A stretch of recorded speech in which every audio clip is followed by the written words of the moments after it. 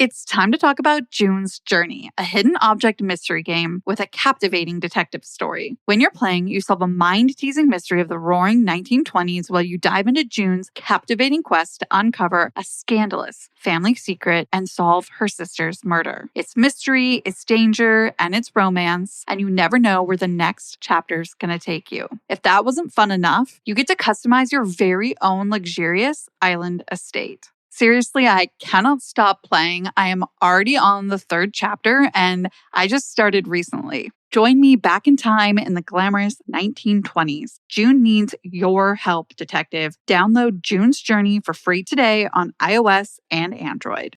Imagine a vacation waiting outside your door when you get home. Discover a new way to escape the stress of everyday life. Picture soothing jets massaging your back, relieving all your aches and pains. Sleep soundly without medications or supplements. Call 1-877-861-4672 to get $1,250 in instant savings, including free delivery. Call 877-861-4672 now, or visit thermospas.com to schedule a free on-site assessment.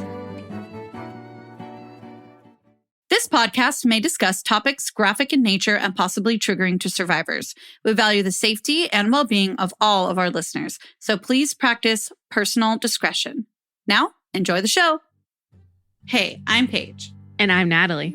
We're the hosts of the Murder Diaries podcast. We bonded over tacos and true crime after we matched on Bumble BFF.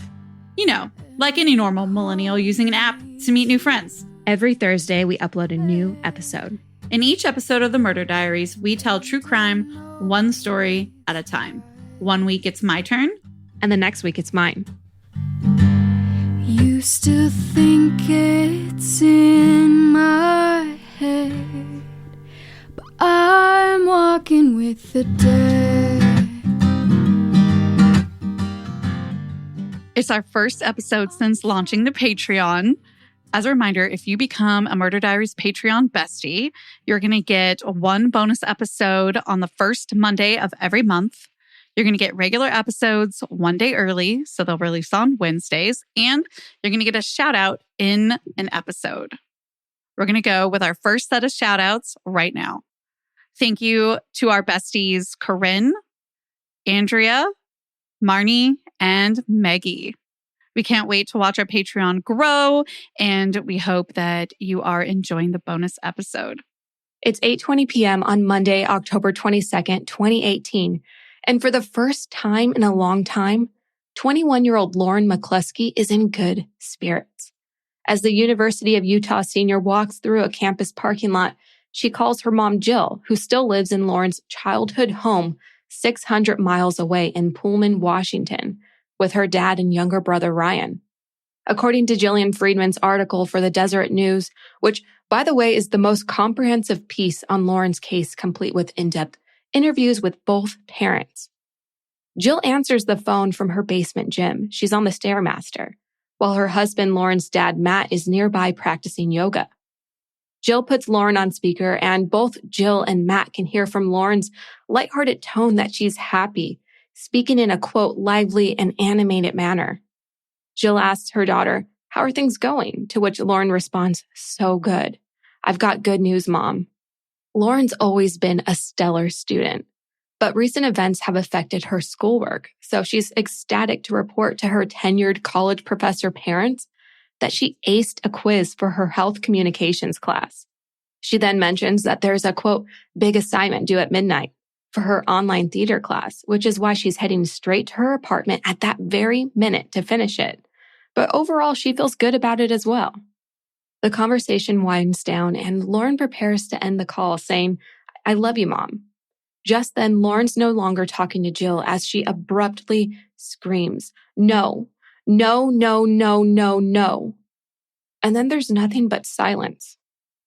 From that moment on, the McCluskeys' lives would never be the same.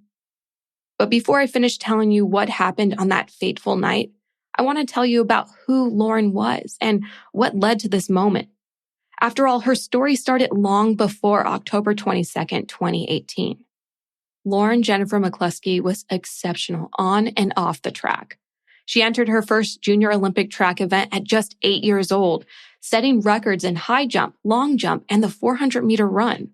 From then on, Lauren was a force to be reckoned with, as she competed in track events across the U.S. from middle school through high school, eventually graduating from Pullman High School with honors and accepting a track and field scholarship at the University of Utah, where she majored in communications and was set to graduate in spring 2019. She pictured herself living post-grad somewhere warm like San Diego, working in public relations or academic advising. But that was a dream that would never become a reality. Is your daily grind getting you down? A ThermoSpa's hot tub may be the solution. Just a few minutes under those powerful soothing jets, and all your stress seems to melt away, like you're lying on a cloud of bubbles. You'll not only feel better, but sleep better too. Call 877-861-4672 now, and for a limited time, save $1,250. Call 877-861-4672 or visit thermospas.com to schedule a free on-site assessment. Is your daily grind getting you down? A ThermoSpa's hot tub may be the solution. Just a few minutes under those powerful soothing jets, and all your stress seems to melt away, like you're lying on a cloud of bubbles. You'll not only feel better, but sleep better too.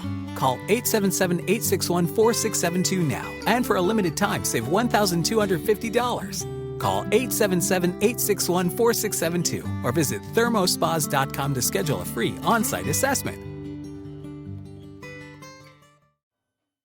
Lauren was more than a track star with a 3.77 GPA. Her mom, Jill, describes Lauren as, quote, someone who really cared about other people and her friendships, somewhat of an introvert. If you got to know her quickly, you found out she was full of things to say and genuinely cared about other people. Lauren slowly but surely began to shed her introvert shell in the months leading up to her death. She started attending local karaoke nights where she performed and belted out tunes. And according to her obituary, shocked friends by trying her hand at stand-up comedy, which she was really good at. It really seems like Lauren was coming into her own and finding out exactly what she wanted out of life. She really was, and the following story really is a good example of that. This one Saturday night in September 2018, Lauren and her friend Alex make their way to a new bar called London Bell on Salt Lake City's Main Street. The two wait in a long line that snakes around the corner just to see what all the fuss is about. But they plan to keep things low-key, having one drink at the most before calling it a night.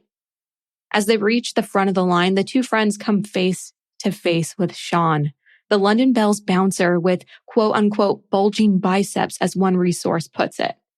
Lauren's instantly attracted to Sean.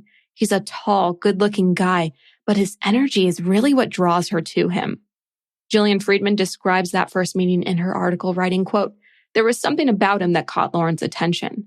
A quiet confidence bordering on intensity, unquote. Lauren and Alex then make their way inside and are met with a packed bar. Patrons occupy every single table, leaving them to wander around hoping to find a seat. That's when Sean swoops in like a knight in shining armor, steering them to two empty seats, thus saving the night.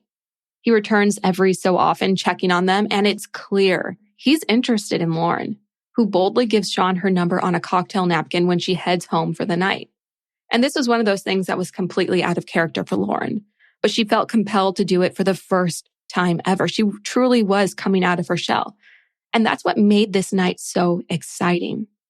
Sean wastes no time, texting Lauren to make plans to go rock climbing the next day. When Lauren arrives at the climbing gym for their date, Sean surprises her with roses and then takes her to dinner with some work friends. Jillian Friedman writes that Lauren sounded, quote, infatuated when she called her mom after the date, telling her everything about the date and Sean, who had grown up in New York, enlisted in the military at 18, and now worked part-time as a bouncer to pay for his community college classes, where he was hoping to finish his associate's degree in computer science. Jill's excitement for her daughter gives way to worry when she finds out Sean is 28. Moms worry, it's what they do, and at first Jill is concerned about the fact that Sean's much older and more experienced than Lauren, who's never had a serious boyfriend. However, she decides not to tell Lauren anything against dating Sean because she comes to the realization that Lauren just has to grow up and learn for herself sometime. She would be graduating college in a semester after all. Instead, Jill tells Lauren, quote, I'm happy for you. And she meant it. From then on, it's full steam ahead. The relationship accelerates quickly and the two become inseparable. From the first date onward, the two spent every single night together staying at Lauren's student apartment. In fact, it seems that Sean never goes home, something Lauren's friends start to notice and question amongst themselves, wondering why an adult man is essentially living in a student apartment. That's not the only thing Lauren's friends notice, though. No more than a week into dating, Lauren makes comments to friends that suggest Sean is controlling what she wears and who she spends time with, saying, quote, "He told me to wear jeans and a t-shirt," or, quote, "He told me I could invite some friends to the bar." As time passes, friends also begin to notice signs of Sean's short temper and increasingly jealous behavior. For example, he begins each phone conversation peppering Lauren with pointed questions. What are you doing? Who are you with? Where are you? He doesn't allow Lauren to attend friends' parties in case other men are present, and he becomes enraged when she doesn't respond to his calls and texts immediately, once even accusing Lauren of cheating when her phone died during a night class.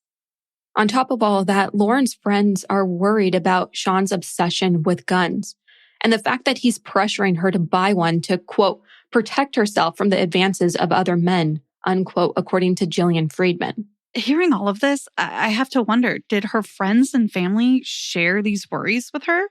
None of the resources explicitly say whether or not her mom, Jill, knows anything at this point. However, I get the feeling that she didn't know based on how some of the resources are written. As for her friends, it's a sticky situation to be in as a friend. You want to protect your friend, but sometimes they're in so deep that they can't see the forest for the trees.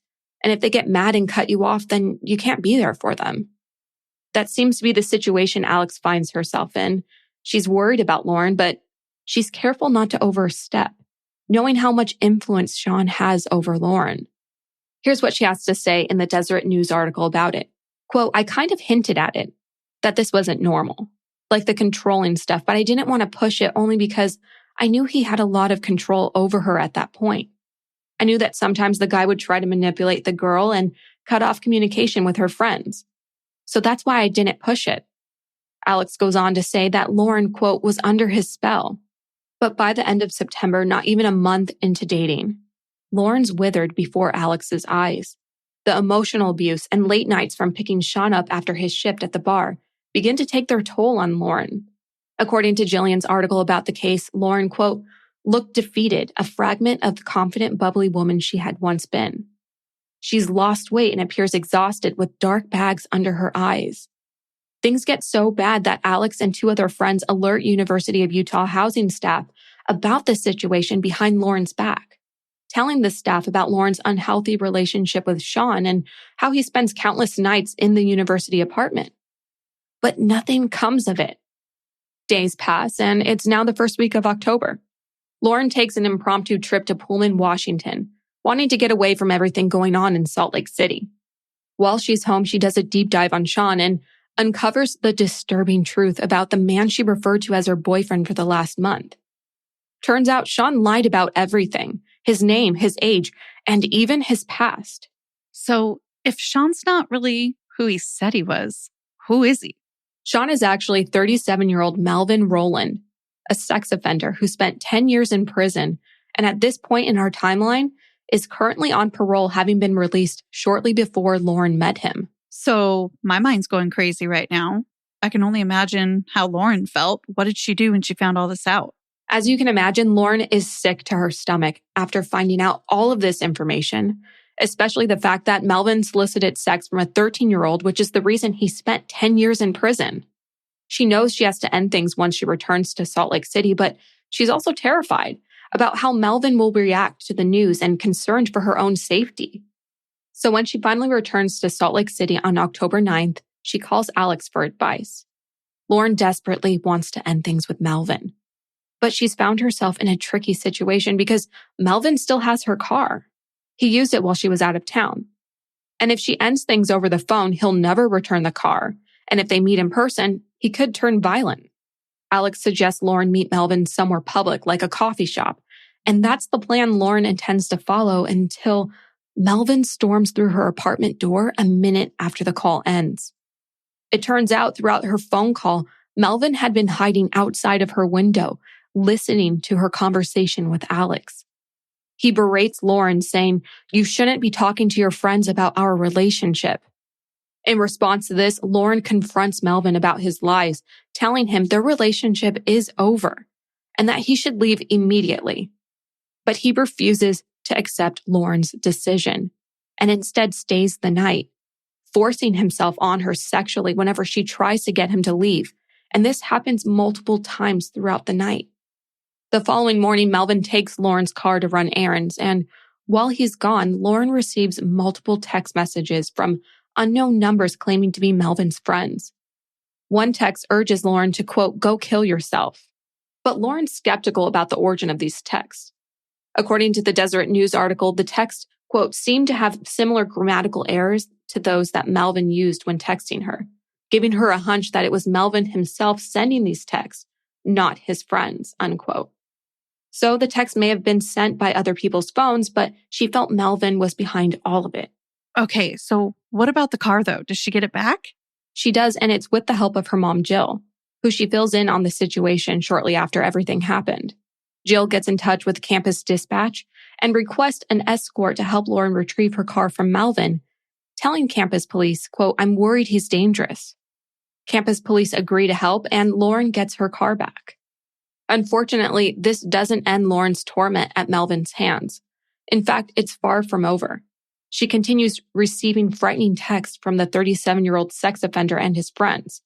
The seemingly never-ending threats fill her voicemail, social media accounts, and text messaging app too. That is until his friends start posting about his suicide on social media, blaming Lauren publicly for driving him to end his life. Except Melvin is alive and well, and this is all a ruse to get Lauren to, quote, come to the funeral. She doesn't fall into Melvin's trap, though. In fact, she sees right through all of his disgusting tactics. But this is more than Lauren can handle on her own. She now knows what Melvin's capable of, and it scares her. The only thing she can think to do is to turn to campus police once more, informing them of the threats. And I wish I could tell you they did something about it, but that's simply not the case. Instead, the officer tells Lauren because nothing criminal has occurred, quote, there was nothing much that could be done. Without help from authorities, Lauren's left to deal with Melvin on her own as he escalates from threats online and via text to visits in person. Salt Lake Magazine reports that Melvin, quote, made frequent attempts, sometimes successful, to visit her, unquote, at her apartment. And I want to emphasize how terrifying this was for Lauren, who lived alone in her student apartment. Melvin works as a bouncer. He's not only buff, but he's a big, hulking, intimidating man with a criminal history. He's already sexually assaulted her and threatened her life. She truly believes that he will act on those threats. And she's alone to deal with them. Then on October 13th, Melvin tries a new tactic when he blackmails Lauren for $1,000, threatening to plaster explicit photos of the two of them all over the internet if she doesn't pay up immediately. And Lauren's heart sinks. This is a new low even for Melvin. The photos very clearly show her face, and she fears that they will derail her track and academic careers, her reputation, and even her identity as the, quote, nice small-town girl, the wholesome track star. She doesn't know what to do except Venmo Melvin the money. So she does. This prompts Lauren and Alex to go to the campus police once more, alerting them about Melvin's reign of terror, including the harassment and his recent blackmail, hoping that someone will help Lauren, that someone will protect her. She's desperate and afraid of this man who conned her into believing he was someone else entirely. But much to Lauren's frustration, the two officers who interact with her at the campus police station don't take the situation seriously. And they actually appear unfazed about all of it. In fact, they go so far as to suggest that someone may have hacked Melvin's phone and scammed her out of $1,000. And when Lauren informs the officer of Melvin's parole status, they don't do anything about it, according to her mom, Jill, who's quoted in the Salt Lake Magazine saying, quote, after the police took her statement, they could have easily found out that Melvin was on parole and put him in jail right then. I just wish a responsible adult would have listened and believed. Melvin was on parole and could have been taken into custody, unquote. Despite the lack of action on the university police officers' parts, Lauren remains firm in her position. She's afraid of Melvin and what he may do to her. So the officers eventually appease her, informing her that a detective will be in contact with her on Tuesday. Tuesday comes and it goes, and a detective never reaches out. But Officer Darras, one of the officers Lauren interacted with at the station, does contact her. And he has a strange request. Salt Lake Magazine reports that Officer Darras instructs Lauren to submit the explicit photos Melvin used in his blackmail. Lauren's skeptical, but does as she's told. And it turns out that Officer Darras had no legal reason to collect the photos. Instead, he did it for his own amusement, eventually downloading the images onto his personal phone and, quote, boasting to colleagues, remarking about her looks and being cute. A fact Lauren's family learned after her death. With her pleas for help ignored again and again by the campus police and her fear growing by the day, Lauren contacts the Salt Lake City Police Department via 911 not once, but twice. She shares her concerns in 2 separate phone calls, the first on October 13th and the second on October 19th, where the dispatcher informs her that there's nothing that can be done on their end, since the university isn't in their jurisdiction. The dispatcher then informs Lauren that her situation must be handled through the university police. I can go on and on explaining all of this in my own words, but I think it's best to hear it from Lauren herself. I was able to find the audio for both of the conversations, and you can hear the fear and uncertainty in Lauren's voice as she asks for help, knowing the university police department isn't taking her case seriously. The calls will be played in their entirety. Any omissions were done prior to the release due to privacy, and they weren't done by us. Here's the audio from the first phone call from October 13th. I've been blackmailed for money with threats of sending out. Okay. Do you live in Salt Lake or Sandy or? Salt Lake City. Okay. Yes. I don't know. Well, it's building up. Oh, so what's your mailing address? So it's the mailing address would be. Or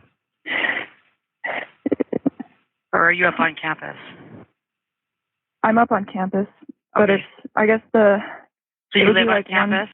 Let me go ahead and get you over. University Police will probably take the case then. Just one sec. I've talked to them already, but okay. I just wanted to call you as well.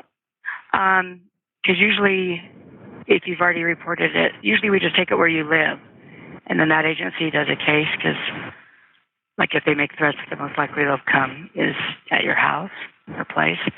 So you normally don't have to make multiple reports.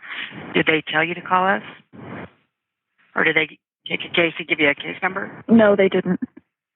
Okay, but you already did talk to them and tell them about it, or? Yeah, I was just concerned because I wasn't sure how long they were going to take to. Are you in line for an officer to call you? Oh, file arrest. But they didn't give you a case number at all? Oh, I think they did. Hold on.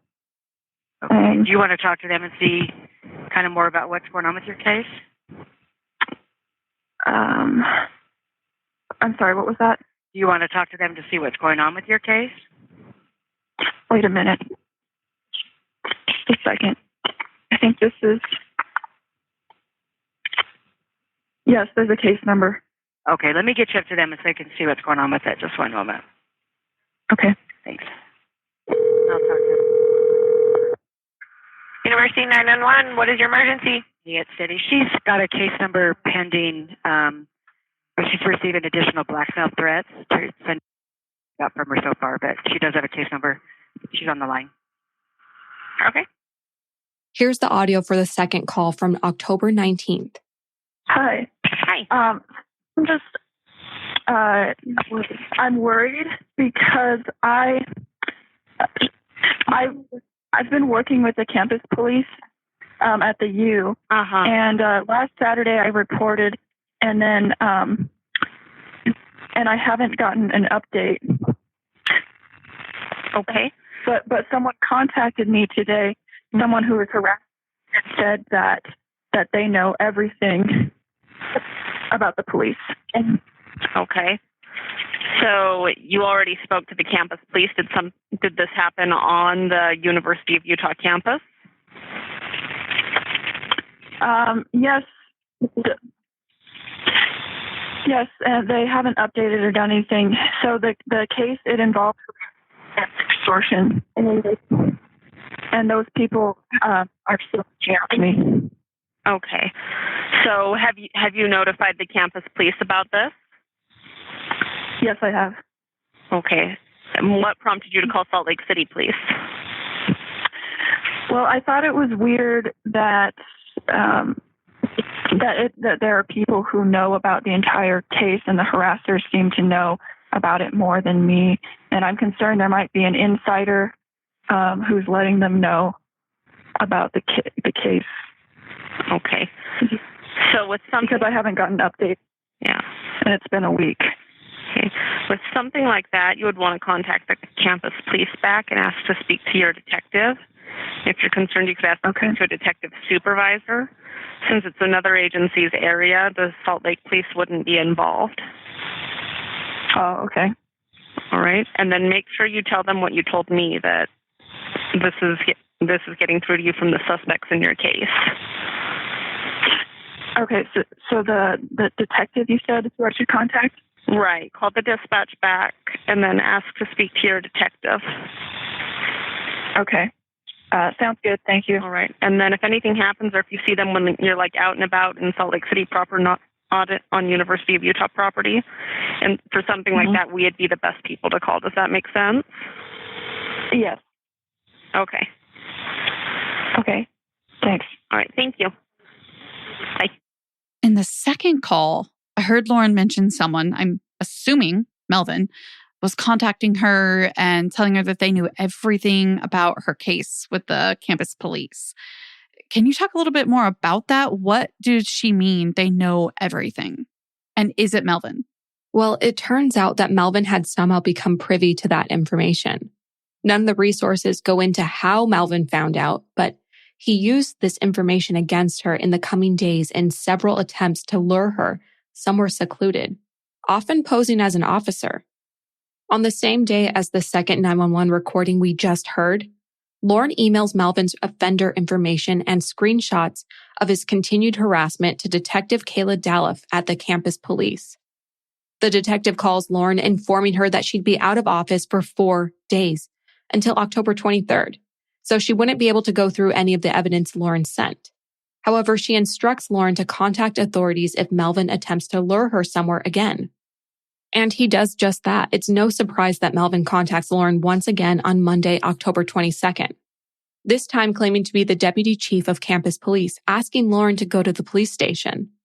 According to the Deseret News article, quote, Lauren knew it was Melvin. So she again reports it to the police, who then tell her to ignore the text, despite impersonating an officer being against the law. This would be the last time Lauren reported Melvin's stalking and harassment to the police, something she did, quote, more than 20 times, according to the Salt Lake City Tribune. That same day, Melvin sneaks inside the lobby of Lauren's apartment building, where he lays in wait for Lauren to return for 6 hours. He springs into action when he sees a smiling Lauren on the phone in the parking lot around 8:20 p.m. If you remember from earlier in the episode, Lauren's in good spirits this evening as she tells her mom about acing a quiz in her health communications class. The conversation now winds down and Lauren prepares to end the call saying, I love you, Mom. When Melvin confronts Lauren with a gun as she abruptly screams, no, no, no, no. Melvin physically drags Lauren across the parking lot, her belongings, her laptop, phone, backpack, all of it, leaving a trail in the direction he takes her. He stuffs her in the back seat of the car he borrowed and shoots her 7 times before fleeing the scene. Meanwhile, Lauren's parents, Matt and Jill, are frantic, desperate to know what happened to their daughter, hoping she's okay. They cry out, calling her name, Lauren, Lauren, Lauren, Lauren. But there's no answer, and they know their worst nightmare has finally come true. Melvin has kidnapped their daughter. No more than 3 minutes later at 8:23 p.m., that's how fast all of this happened. Matt alerts campus police. Officers are dispatched to the scene looking for Melvin and Lauren. But Melvin is long gone and they can't find Lauren anywhere. It turns out Melvin snagged a ride from a woman he met on a dating app. The two went to dinner and eventually the woman's home in downtown Salt Lake City, where Melvin showered before she dropped him off at a nearby coffee shop. Authorities find Lauren an hour and a half later at 9:55 p.m. in the back of the car where Melvin left her. No life-saving measures were performed because she was already gone. Her track and field coach notifies the McCluskeys soon after. and their world turns upside down. News spreads about Lauren's murder, and Melvin's photo is shared far and wide as a suspect.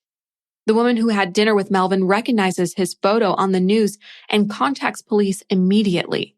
Salt Lake City police find him shortly after midnight at Trinity AME Church. And as police entered the building, Melvin shot himself, dying instantly, never to be held legally accountable for Lauren's death. However, the man who loaned Melvin the gun he used to kill Lauren was eventually sentenced to 3 years in prison. The University of Utah awarded Lauren a posthumous degree in communication the following spring. But even months after Lauren's murder, the university still failed to do what was truly important: update campus safety policies to ensure the well-being of all university members. According to the university's president, an independent review of the campus police's handling of Lauren's case showed that there was, quote, not any reason to believe that this tragedy could have been prevented, unquote. Something Lauren's classmates, family, and even Utah State Senator Johnny Iwamoto wholeheartedly disagree with. In response to the oversight, Lauren's teammate Brooke Martin formed a student-led coalition called Unsafe U, which collects stories of other cases mishandled by the University of Utah's campus police. The coalition soon turned their words into action one day before the anniversary of Lauren's death, when they staged their first protest, demanding accountability from the university and its police department. All protesters wore purple in honor of domestic violence, and each person shared their stories of their mishandled cases. Unsafe U weren't the only ones pushing for change. Salt Lake Magazine reports that Utah State Senator Johnny Iwamoto has a, quote, long-standing interest in dealing with public safety issues and sexual assault, unquote. As a result, many college students contacted her with the hopes of addressing issues surrounding campus safety and, quote, problems like assault, domestic and dating violence, and stalking. Senator Iwamoto went on to sponsor SB 134, a bill which, quote, outlines requirements and responsibilities for campus safety and requires institutions to share this information with the legislature every year in order to assess and find out what's working and what's not, unquote. SB 134 was signed into effect in 2019. Since then, the university has committed to spending $1 million on campus safety measures, including, quote, upgrades to building alarms, having police patrol outside night classes, and hiring a chief security officer to be the point person for all campus safety, unquote. In 2020, the McCluskey family sued the university for $56 million in federal court for their failure to keep Lauren safe. When asked about the lawsuit, Jill McCluskey told Salt Lake Magazine, quote, the U has never admitted that Lauren's death could have been prevented, or apologized or taken responsibility for their failures. It's hard for them to change if they don't acknowledge their failures, and that has to happen going forward, unquote. To honor their daughter's legacy, Jill and Matt founded the Lauren McCluskey Foundation, which brings awareness to dating violence and stalking on campuses.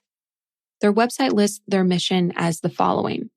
Quote, our mission is to let Lauren's light shine by supporting her passions, including animal welfare, amateur athletics, and by making campuses across the country a place where students are safe, supported, and have the ability to thrive. Before we end today's episode, I want to bring us back to Lauren and who she was as a person. In Salt Lake Magazine, there's a quote from Dan Clark. He's a professor of advanced public speaking at the University of Utah. Lauren took one of his classes in one of her last semesters there, and for her final exam, students were to present what was called the last lecture. If you only had an hour left to live, what would you say? Lauren volunteered first out of the entire class. And Professor Clark states, quote, while soft-spoken, she delivered her speech in a profound way. She shared her stories about being on the track team, the thrill of victory, as well as her injuries and enduring disappointment and physical pain. Her message was one of keeping hope alive, that overcoming obstacles is part of life, and that practicing self-love is the way for you to fully love others, unquote. That's where we'll leave this episode. Until our next episode, you know where to find us at the Murder Diaries Pod on TikTok and Instagram, at the murderdiariespodcast.com, and the Murder Diaries podcast request at gmail.com. And if you haven't already, go ahead and rate us 5 stars. It helps us keep the good content flowing. And until then, stay safe. Bye. Seeking the truth never gets old. Introducing June's Journey, the free-to-play mobile game that will immerse you in a thrilling murder mystery. Join June Parker as she uncovers hidden objects and clues to solve her sister's death in a beautifully illustrated world set in the Roaring '20s. With new chapters added every week, the excitement never ends. Download June's Journey now on your Android or iOS device, or play on PC through Facebook Games.